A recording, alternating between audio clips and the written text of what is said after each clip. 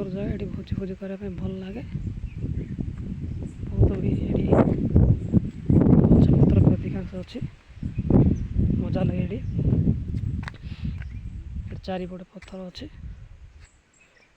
ପଥର ଏଇ ଜାଗାରେ ସ୍ଥଳ ଭାଗଟା ଅଛି। ପାଣି ଏଠି ଝରୁଛି, ଟିକେ ଓଦା ବି ଅଛି, ପାଣି ବି ଟିକେ ଅଛି ବୋଧେ ଏଠି। ଦେଖିବା ଏଇ ଜାଗାରେ କହୁଥିଲେ କେଉଁ ଜାଗାରେ ପାଣି ଅଛି, ପାଣି ନିଶ୍ଚିତ ଭାବରେ ଟିକେ ଦେଖିବା। ଚାରିପଟେ ବଡ଼ ପଥର, ସେ ଆଉ ଗୋଟେ ଜାଗାରେ ସେଇଟା ଅଛି। ଏଇଟା ବର୍ତ୍ତମାନ ଲିମ୍ବ ଗଛ, ଦେଖିବା। ଓ ସେଟ୍, ହଁ ଏଇଠି ଦେଖିବା।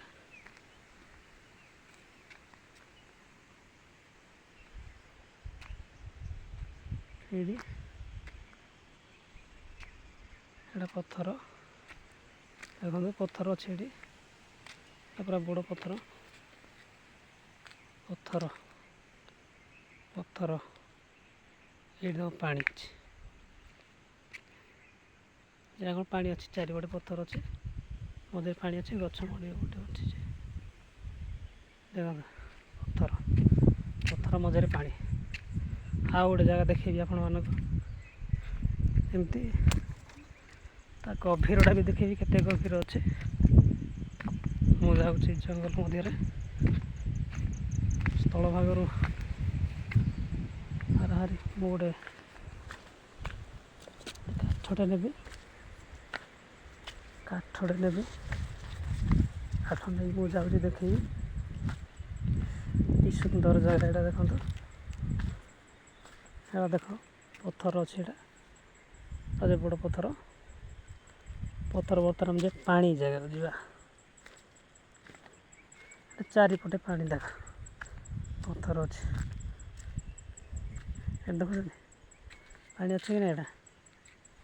ଏଇଟା ପାଣି ଅଛି। ଏଇଟା ସ୍ଥଳ ଭାଗଟା ଗଭୀର, ଏଇଟା ପୁରା ଭିତରୁ ଗଭୀର, ଦେଖନ୍ତୁ। ଓ ସେଟ୍ ଭିତରୁ ଅଛି, ଆହୁରି ଯିବ ଭିତରକୁ।